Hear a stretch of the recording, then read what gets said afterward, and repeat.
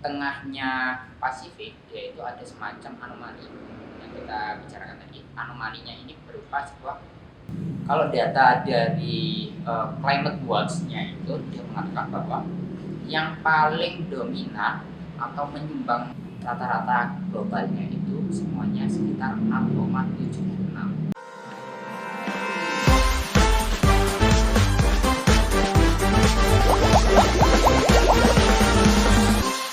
Assalamualaikum warahmatullahi wabarakatuh. Selamat siang semuanya.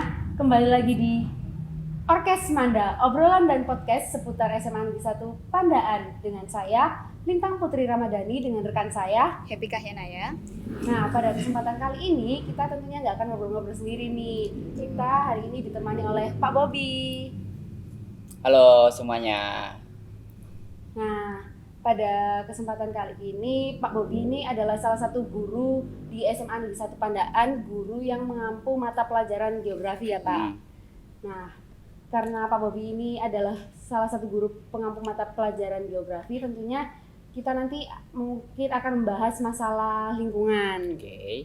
Dan sebelum itu kita tanya-tanya kabar dari Pak Bobi dulu nih. Nah, gimana nih Pak kabarnya Pak? Alhamdulillah sampai detik ini sehat ya. Akhirnya Alhamdulillah. bisa kembali ke sini. Ya. Ke sini. Oke. Oke. Nah, langsung saja kita ngobrol-ngobrol nih sama Pak Bobi. Nah Pak, saat ini kan cuacanya ini ekstrim banget ya Pak, kemarau berkepanjangan gitu. Nah, itu kira-kira dari faktornya itu gimana ya Pak? Kalau dari riset dan dari pengalaman Pak Bobi sendiri nih.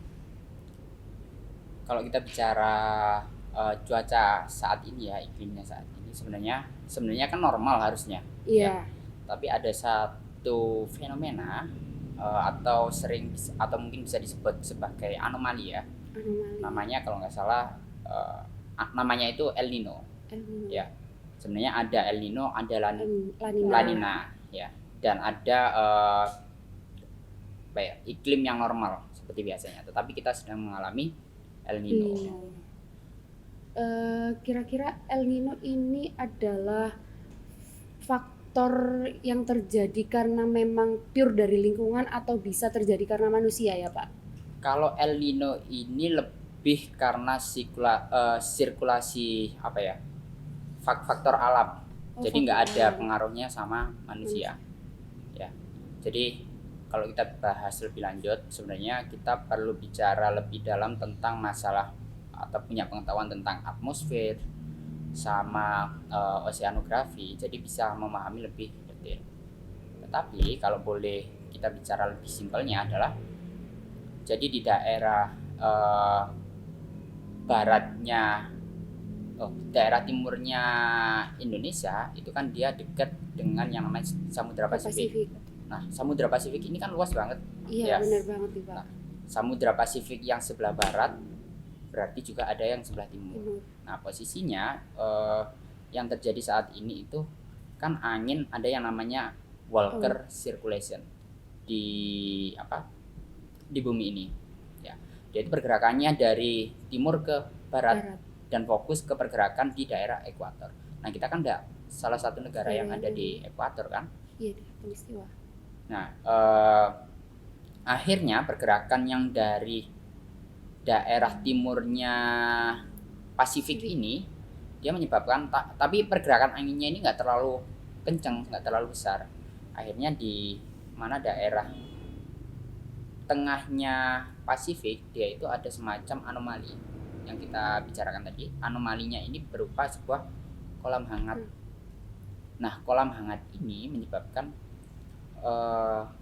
hujan itu atau penguapan itu nggak akan sampai ke daerah yang timur. Jadi dia akhirnya turun hujannya di daerah Pasifik di sana, di tengah Pasifik. Itu salah satu penyebabnya kita mengalami yang namanya El Nino. Nah, dampak dari El Nino ini apakah hanya kemarau berkepanjangan ini aja Pak? Kurang lebih yang bisa dipastikan itu adalah kemarau panjang. Karena kita kan akhirnya di sini nggak turun hujan. Hujannya anggap aja di daerah Pasifik. Ya, nggak sampai ke Indonesia. Dan jangka waktunya kalau bicara El Nino ini dia jangka waktunya kan sekitar siklusnya itu antara 3 sampai 7 tahun sekali secara siklus. Jadi enggak setiap tahun gitu enggak ya. setiap tahun. Lalu berarti kalau tahun ini apakah ada fenomena El Nino? Udah bisa Bisa, dipastikan bisa. ya, udah bisa dipastikan. Dalam artian gini, udah dikonfirmasi juga sama Badan Meteorologi, Klimatologi dan Geofisika itu di BMKG kan sudah banyak yang mengkonfirmasi bahwa akan terjadi El Nino. Dan bisa dibuktikan bahwa sebenarnya kan harusnya bulan ini tuh kita udah masuk ke musim penghujan, iya kan ya? Iya, seharusnya. Tapi Ya. saat ini kita masih kemarau ya, Pak. Masih kemarau, makanya itu bisa dibilang ada kemarau panjang. Jadi musim hujannya akan sangat cenderung pendek. Iya. Dan terlebih El Nino yang saat ini itu dia lebih ekstrim dari siklus-siklus yang sebelumnya. Lebih ekstrimnya itu karena apa ya, Pak? Kok bisa disebut lebih ekstrim gitu? Kalau karena apanya itu kurang detail ya, tapi Iya. yang bisa dipastikan siklus El Nino selama 3 sampai 7 tahun itu dia nggak selalu kalau kita bicara curah hujan di Indonesia itu nggak selalu sampai 20. Biasanya kan masih dalam 1 tahun itu masih 20 mm gitu. Tapi kita nggak, untuk saat ini tuh dipastikan belum sampai segitu. Kan saat ini juga ada kebakaran nih kemarin, Pak, di daerah Penanggungan, Gunung Oke, Penanggungan. Nah, itu kira-kira juga salah satu faktornya El Nino atau gimana ya, Pak? Gini, kalau kita bicara kebakaran ya bisa dibilang kemarau itu dia akan mampu memantik api di daerah daerah hutan-hutan atau yang rawan untuk mengalami kebakaran. Tapi itu nggak sesuatu, ya itu hal yang normal dan itu adalah sebuah siklus. Tapi kalau bicara lebih jauh lagi, kita nggak tahu penyebab utamanya yang dari penanggungan itu dia dikarenakan oleh faktor alam atau faktor manusia. Kalau nggak salah kemarin itu malam kan ya di daerah itu, Pak. Penanggungan. Kira-kira masuk akal nggak kalau samanya itu malam itu malah terbakar secara Harusnya alam? siang ya. Enggak ya, Iya, harusnya harusnya siang enggak ya. sih, Pak. Berarti ada kemungkinan mungkin ada faktor kelalaian manusia atau seperti apa? Memang sengaja dibakar atau seperti apa, kita nggak tahu ya. Kalau kemarin saya lihat di kolom komentar internet, ada yang bilang Gunung Penanggungan ini kebakaran karena mau datangnya hujan gitu. Oh, oke. Ya gimana tanggapannya Pak Turki?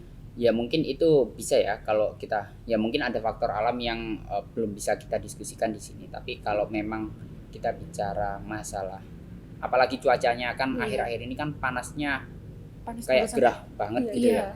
Malam 36 derajat. 36 derajat kalau siang. Ya. Kalau malam aja juga sampai gerah. Ya mungkin bisa salah satu penyebabnya ya karena faktor alam itu sendiri. Tapi kalau aku masih nggak tahu ya, kurang percaya mungkin atau seperti apa. Tapi iya, kurang percaya juga, Pak, karena itu kan posisinya juga malam dan nggak mungkin malam juga sampai sepanas itu dan memantik kebakaran sih, Pak. Iya. Kan kita tadi udah ngomongin El Nino ya. Iya. Menurut kalian ya, sekarang gantian aku yang tanya. Iya, boleh. Siapa tahu nanti kita berbagi ya. Iya, sharing aja, Pak. Sharing. Nah, menurut kalian ada nggak kemungkinan faktor lain yang menyebabkan, atau kalau kita bicara cuaca panasnya, apakah hanya disebabkan oleh masalah El Nino aja? Tentunya enggak ya, Pak. Seperti mungkin global warming itu. Oke, global warming. Terus? Banyak faktor alam. Iya, gitu emisi karbon gitu juga kan, Pak. Oke, global warming, emisi karbon. Terus ada lagi nggak kira-kira? Yang saya tahu cuma itu aja sih, Pak. Gara-gara global warming ini iklimnya jadi kayak berubah-ubah, terus mungkin ada El Nino itu juga jadinya makanya ada kemarau berkepanjangan ini juga. Oke. Kalau mungkin dari perspektifku ya, jadi gini, El Nino kan ini hanya istilahnya sebuah siklus kan ya, Iya. siklus yang dimana 3 sampai 7 tahun sekali itu dia pasti akan terjadi. Nah, apakah itu hanya karena faktor El Nino? Tentu jawabannya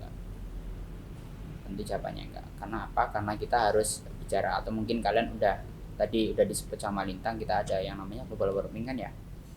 Nah, global warming ini berarti ada perubahan cuaca dan sebagainya, itu pasti ada. Nah, mungkin nanti bisa dibantu sama teman-teman untuk menampilkan. Kemarin udah tak minta atau aku udah cari, kita perlu menampilkan gimana atau biar kita tahu tentang salah satu penyebab terjadinya global warming atau efek rumah kaca. Boleh dibantu?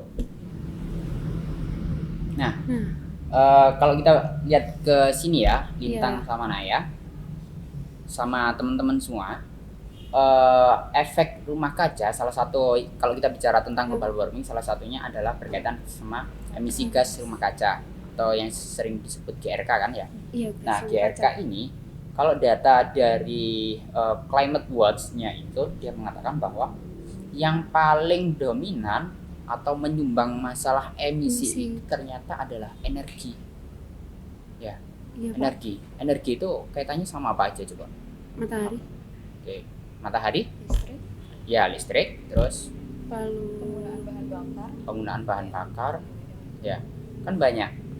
Salah satu sumber energi yang sedang kita upayakan untuk terus didorong kan pembangkit listrik tenaga surya ya, atau panel surya itu ya. Nah, selanjutnya disusul ada yang namanya pertanian. Atau perubahan tata guna lahan dan hutan. Lihat, dia menempati posisi ketiga ya. Jadi faktor-faktor ini dia membantu yang namanya perubahan menambah emisi dari gas rumah kaca itu. Nah, pengaruhnya apa? Pengaruhnya kalau gas rumah kaca ini mengalami peningkatan, otomatis nanti simpelnya kita akan mengalami panas yang lebih mengalami peningkatan suhu intinya. Nah, perubahan tata guna lahan dan hutan ini berkaitan juga sama IKN kan Pak ya? Iya. Nah, Oke. Ke ibu kota negara habis ini diisukan mau pindah ke Kalimantan. Nah, kira-kira dengan ibu kota negara mau pindah itu malah menjadikan hal itu sebagai dampak positif atau dampak negatif ke lingkungan malahan? Oke.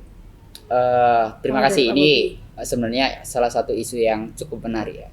Apalagi dalam beberapa tahun ini kita bicara tentang masalah isu yang sedang ramai diperbincangkan di Indonesia kan salah satunya IKN. Dan bermasalahnya adalah gini. Kalau kita bicara masalah IKN, apalagi aku kan perspektif yang tak gunakan selalu masalah perspektif lingkungan ya. Iya. Kalau kita melakukan pemindahan ibu kota, ya berarti kan harus ada yang mengoperasionalkan di daerah mana? Di daerah ibu kota yang baru ini, di daerah Kalimantan. Ingat, daerah Kalimantan itu dominan adalah wilayah hutan. Ya, hutan hujan tropis ya. Salah satu yang terbesar kedua setelah Amazon. Ya. Salah satu paru-paru dunia juga. Nah, kalau kita pindah ke sana, atau mungkin ibu kotanya dipindah ke sana, berarti yang pindah kan bukan hanya ibu kota. Iya, tapi masyarakatnya juga. Iya. Negaranya juga pindah. Iya, ya. Sama lagi kalau kita bicara manusia, nanti kita bicara masalah budaya, iya enggak? Iya, budayanya juga pasti ikut berpindah juga ke sana. Benar. Orang yang udah kebiasaan di mana, di ibu kota, di Jakarta, semua akses itu kan mudah untuk didapat, tapi akhirnya pindah ke daerah Kalimantan itu nggak ada dan harus disiapkan segala infrastruktur dan sebagainya. Iya. Mau nggak mau nanti kedepannya daerah Kalimantan itu bisa aja mengalami perubahan yang sangat drastis masalah tata guna lahannya. Yeah. Ya, makanya itu seringkali orang-orang lingkungan dia itu punya perspektif bahwa masalah tersebut harus dikedepankan, pemikiran atau perspektif lingkungannya harus dikedepankan. Apalagi kita sedang mengalami yang namanya global warming dan sebagainya, terus kita mengikuti yang namanya Paris Agreement, ya. Iya. Ada yang tahu nggak Paris Agreement? Perjanjian Paris. Ya, perjanjian Paris. Nah, di situ dikatakan kan sebenarnya salah satunya kita juga ikut turut untuk punya komitmen dalam menjaga gimana caranya perubahan suhu itu nggak sampai 1,5. Ya, walaupun kemarin sudah sedikit ada penurunan masalah suhunya. Nah, oke, ini salah satu data tentang yang namanya emisi, ya, emisi yang dikeluarkan di setiap negara. Ya, Indonesia dia nggak masuk ke dalam 4 negara ini yang paling besar. Yang pertama ada Qatar. 67. Penyumbang terbesar ya. Penyumbang terbesarnya malah Qatar ya. Kenapa kok Qatar? Karena kehidupan di sana kan sangat megah dan sebagainya kan. Kalau kita gedung-gedungnya tinggi, Smart city gitu. Smart City, Pak. kalau smart city kita bicara harus fokus ke masalah lingkungan, sosial dan ekonomi, ini harus stabil smart city. Tapi kalau Qatar kan dia teknologinya udah, atau mungkin pembangunannya dia udah maju. Tapi karena pembangunannya cepat ini, akhirnya energi yang dibutuhkan cukup banyak. Ya. Energi yang dibutuhkan itu akhirnya cukup banyak. Makanya itu Qatar akhirnya bisa menempati posisi atau urutan pertama. Nah, Indonesia ada nggak? Kalau nggak salah ada di nomor 12 ya. Nah, nomor 12 Indonesia itu berada pada urutan 105. Jadi kita salah satu negara yang menyumbang emisi itu nomor 105. Ya. Kenapa nggak bisa? Nah, sebelumnya di poin ke-11-nya itu ada yang namanya rata-rata global. Nah, itu udah dikonfirmasi sama European Komisi Eropa yang menangani masalah emisi ini. Rata-rata globalnya itu semuanya sekitar 6,76. Kalau kita 4,47 dan berada pada urutan tadi 105 tadi. 105. Nah, selanjutnya ini yang pertama tadi ada kaitannya sama energi. Nah, yang penyumbang emisi terbesar karena energi itu adalah Tiongkok. Wow, 10,6 miliar. Besar ya. Besar banget Tiongkok, Amerika, India. Kalian notice nggak beberapa negara ini ya, Tiongkok, Amerika, rata-rata India itu negara yang maju dan populasinya juga banyak. benar, populasinya banyak. Ya. Paling banyak Tiongkok. Berarti kan kebutuhan masalah energinya di sana kayak listrik dan sebagainya kan berarti harus tambah besar kan ya. Kedua Amerika Serikat. Ya, Amerika Serikat kalau boleh kita highlight sedikit itu sebenarnya yang paling dominan atau dia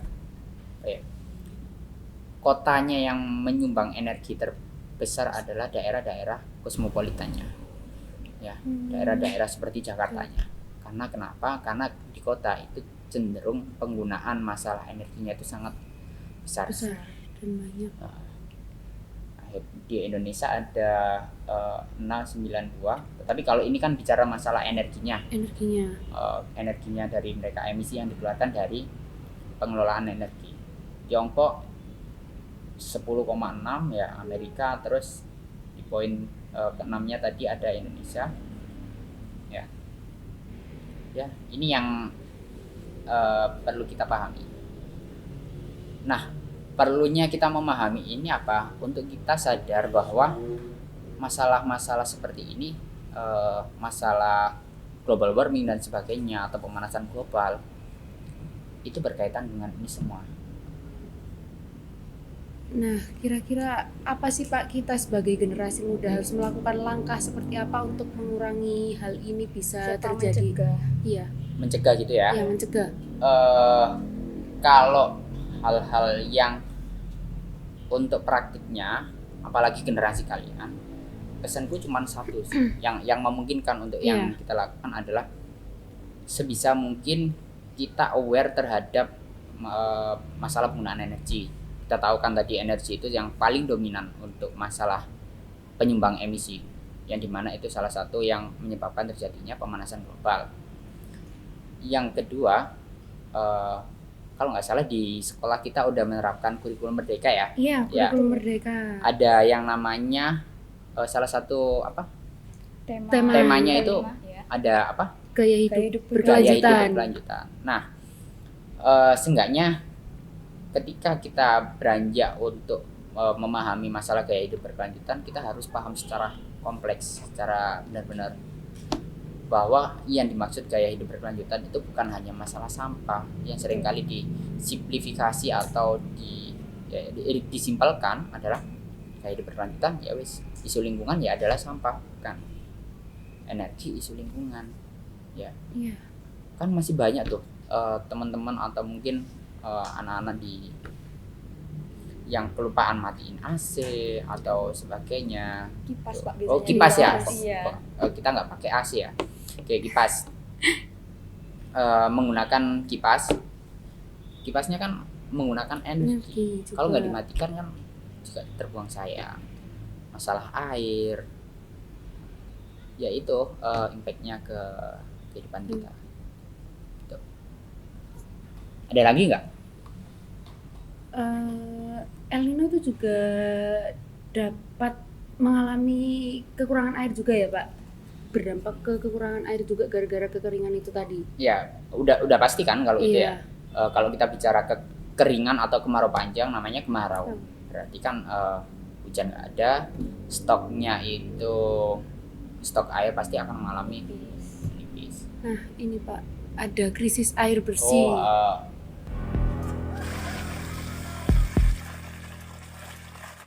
Warga di Dusun Randegan 2 Desa Raharja, Kota Banjar, Jawa Barat mengalami krisis air bersih. Sumur warga mengering akibat musim kemarau. Meskipun masih ada sumur warga yang mengeluarkan air, namun keruh dan berbau. Warga pun harus mengendapkan air keruh tersebut agar bisa layak konsumsi dan bisa dipakai untuk kebutuhan sehari-hari seperti MCK. Kepala Desa Raharja Yayat Ruhiyat mengatakan menyusutnya air sumur warga akibat terdampak musim kemarau sudah terjadi sejak 10 hari lalu. Berarti memang ekstrim banget ya Pak cuacanya kali ini Ekstrim. gara-gara. Ya, kalau kita bicara El Nino-nya dia semakin mendorong kita ke arah ya kemarau yang ekstrim ini. Kalau untuk turun hujannya itu juga kita nggak tahu kapan-kapannya gitu. Nggak bisa diprediksi juga. Belum bisa diprediksi untuk saat ini ya. Kalau nggak tahu nanti beberapa hari kemudian apakah bisa diprediksi atau enggak. Tapi kemarin kalau nggak salah di daerah kita kan sempat ada apa ya, mendung gitu kan ya. Iya, Tapi Sudah turun hujan. sudah turun hujan sempat juga. sekali kan ya. Sekali. Sekali. Tetapi nggak, beberapa kali itu mendung tapi nggak sampai turun Hujan, Nah, cuma Mendung. angin-angin aja sama mendung. Nah, aku pengen sedikit kita membicarakan ini ya. Kalau kita bicara masalah air bersih, sebenarnya bukan hanya masalah El Nino yang perlu kita garis bawahi. Iya. Contohnya gini. Oke, kalau kita bicara air bersih ini, masalah penggunaan dari masyarakat itu penting. Yang kedua, kalau kita belajar lebih jauh itu ada yang namanya daerah tangkapan hujan. Fungsinya daerah tangkapan hujan ini apa? Daerah tangkapan hujan ini digunakan untuk di mana daerah itu akan membantu air itu masuk ke dalam tanah. Ya. Artinya akan menjadi siklus sebuah air yang akan kita gunakan setiap harinya. Mudahnya kayak gitu. Nah, permasalahannya adalah beberapa daerah tangkapan hujan yang dimiliki kita itu seringkali dialih fungsi lahannya. Paham nggak? Jadi kurang lebih kayak gini. Biasanya ditanami tanaman, kan akhirnya air ini bisa meresap ke dalam tanah. Tetapi ketika dia daerah itu yang biasanya Ditanami suatu tanaman itu dirubah jadi rumah dan sebagainya, dia kan turunnya nggak ke tanah, Iya. turunnya ke Genteng. genteng ya. Terus habis dari genteng dialirkan ke got. Jadi nggak ada Ada resapan dari hujan tersebut. istilahnya dari atas, apalagi di Pandaan ini kan berada di bawah ya, di atasnya kan masih ada tretes, trawas dan sebagainya. Ya, makanya kalau kita bicara seperti itu, pembangunan di Trawas aja sekarang sangat masif perubahan alih fungsi lahannya.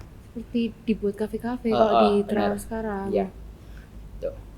Ya, orientasi Kafe dengan view alam gitu ya. ya, yang dijual view alam, tapi ternyata ya wis, itu dampaknya terhadap lingkungan sangat masif, apalagi yang berada di daerah hilir ya. Itu miris gitu ya Pak lihatnya sebenarnya. Mirisnya karena masyarakat atau mungkin regulasi atau dari pemerintah itu dia kurang punya regulasi yang membatasi gimana pembangunan itu seharusnya. Memang kita sangat minim masalah lingkungannya, pemahaman tentang lingkungan dari masyarakatnya sendiri, dari kebijakan-kebijakan dari pemerintah kita seringkali nggak sinkron. Tapi sebenarnya ada nggak sih Pak kebijakan dari pemerintah yang kayak tidak bolehkan alih fungsi lahan seperti itu? Kalau dari pemerintah sendiri itu sebenarnya nggak bisa ya, Nggak ada. setahu gue ya itu nggak bisa. Karena itu udah haknya dari masyarakat. Tapi yang perlu dipahami, pembangunan rumah alih fungsi lahan itu kan sebenarnya bisa diminimalisir agar lebih kalau kalian pernah dengar adanya sumur resapan, ada yang tahu nggak? Pernah dengar sumur resapan nggak? Iya, pernah dengar. Sumur resapan dan sebagainya itu kan sebenarnya bisa membantu untuk ketika air itu mengalir dari turunnya di genteng, terus itu dimasukkan ke dalam tanah lagi. Itu yang sedang dilakukan beberapa di perumahan di Malang, itu udah banyak yang menggunakan sumur resapan itu. Karena apa? Karena mereka sadar bahwa itu adalah sesuatu yang penting. Jadi biar nggak mengalir di permukaan. Berarti perlu adanya juga seperti sosialisasi ke masyarakatnya biar mereka itu sadar gitu ya Pak? Mungkin bisa sosialisasi. Yang selalu menjadi angan-angan ya, kita itu kurang masalah di pendidikan lingkungannya. Jadi sosialisasi itu bisa nggak dijadikan sebagai alternatif solusi? Harusnya bisa untuk membantu kita atau masyarakat kita lebih aware, lebih paham tentang masalah lingkungan. Tapi kalau cuma sosialisasi tanpa adanya aksi gitu gimana Pak? Ya, itu sama aja bohong ya. Ya, kalau kita sosialisasi nggak ada aksi ya. Makanya kalau kita bicara ada sosialisasi, dia harus ada harus dipantau terus sampai hal itu benar-benar terrealisasi. Ya, kalau nggak terrealisasi ya wis, ya itu sekedar angan-angan kita untuk mencapai kondisi lingkungan yang nyaman untuk kita itu. Nah, sudah tidak terasa kita sudah berbincang-bincang sudah lama ya. Lama ya. Nah, sudah di penghujung acara. Terima kasih juga Pak Bobi. Oke, sama-sama. Bobi yang sudah hadir di sini untuk menjelaskan dan ngobrol-ngobrol santai juga. Iya, udah sharing-sharing tentang pengalaman beliau dan riset-riset beliau mengenai isu lingkungan. Dan terima kasih juga rekan-rekan semuanya yang sudah mengikuti kami hingga awal hingga akhir. Kami pamit undur diri. Wassalamualaikum warahmatullahi wabarakatuh.